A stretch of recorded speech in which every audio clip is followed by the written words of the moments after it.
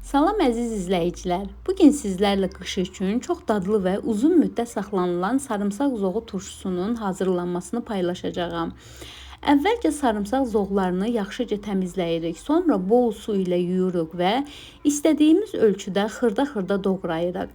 Hazırladığımız zoğları təmiz və steril balonlara yığırıq. Mən əvvəllər 1 litr suya 3 xörək qaşığı duz əlavə edib zoğların üzərinə tökərək hazırlayırdım. Amma bir neçə gün sonra qapaqlar şişir, hətta özü atırdı.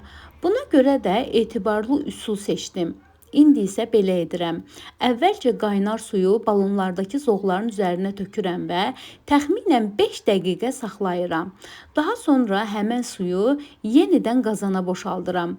Qazandakı suya hər balon üçün 3 xörək qaşığı duz əlavə edib yenidən qaynadıram.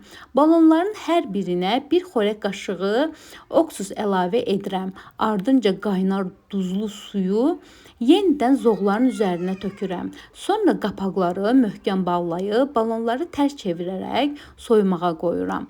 Bu üsulla hazırladığım sarımsaq zoğu turşuları qış boyu çox gözəl qalır. Qapaqları şişmir və dadı da çox ləzzətli olur. Əgər bu resepti bəyəndinizsə, videonu bəyənməyi, kanala abunə olmağı və fikirlərinizi şərhlərdə yazmağı unutmayın. Növbəti dadlı reseptlərdə görüşənədək sağ olun.